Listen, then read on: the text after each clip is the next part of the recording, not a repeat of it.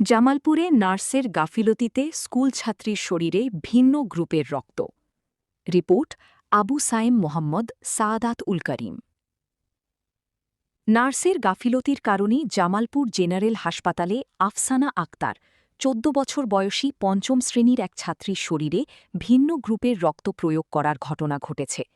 এতে শিশুটির অবস্থা সংকটাপন্ন বলে জানিয়েছে তার পরিবার। মঙ্গলবার ২৮ এপ্রিল এ ঘটনার শিকার হয়েছে শিশুটি। বুধবার ২৯ এপ্রিল সকালে এ ঘটনায় জেনারেল হাসপাতালের সহকারী পরিচালকের কাছে লিখিত অভিযোগ দিয়েছেন ছাত্রীর মামা আবির হোসেন। এ ঘটনায় ৩ সদস্যের তদন্ত কমিটি গঠন করা হয়েছে। বর্তমানে শিশুটি জামালপুর জেনারেল হাসপাতালে মহিলা সার্জারি ওয়ার্ডে মুমূর্ষু অবস্থায় চিকিৎসাধীন রয়েছে। সে শেরপুর সদর উপজেলার মুকসেদপুর এলাকার আনিসুর রহমানের মেয়ে। সে নারায়ণগঞ্জের রূপসী নিউ মডেল বিদ্যালয়ের পঞ্চম শ্রেণীর শিক্ষার্থী। আফসানা আক্তারের মামা আবির হোসেন বলেন, কয়েকদিন আগে আমার ভাগ্নির পেটে ব্যথা অনুভব করে। কোনোভাবেই ব্যথা কমছিল না। পরে তাকে চিকিৎসার জন্য ঢাকা থেকে জামালপুরে নিয়ে আসা হয়। গত শনিবার ২৫ এপ্রিল স্থানীয় একটি বেসরকারি হাসপাতালের চিকিৎসককে দেখানো হলে তিনি পরীক্ষা নিরীক্ষা করে জানান কিডনিতে ময়লা জমতে পারে।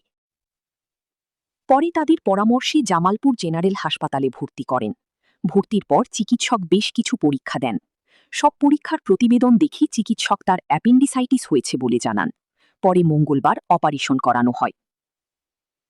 এই সময় চিকিৎসক তার ব্যবস্থাপত্রে ছাত্রীর শরীরে রক্ত লাগবে এ ধরনের কোনো কথা বলেননি। অপারেশনের পর একজন নার্স ছাত্রীকে রক্ত পুশ করতে আসেন।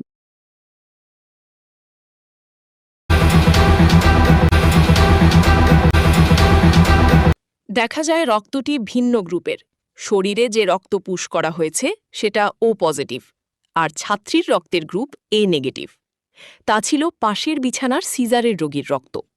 সেই রোগীর স্বামী তার স্ত্রীর রক্ত না পেয়ে দেখেন সেটা শিশুর শরীরে দেয়া হচ্ছে।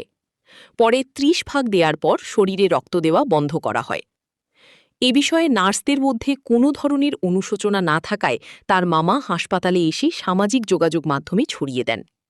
এরপরেও দায়িত্বরত চিকিৎসক বা নার্সরা কেউই বিষয়টা নিয়ে কোনো ধরনের ব্যবস্থা নেয়নি।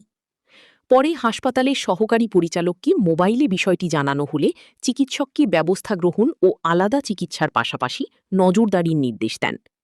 বর্তমানে শিশুর শরীরে জ্বর ও বমি বমির লক্ষণ দেখা দিয়েছে।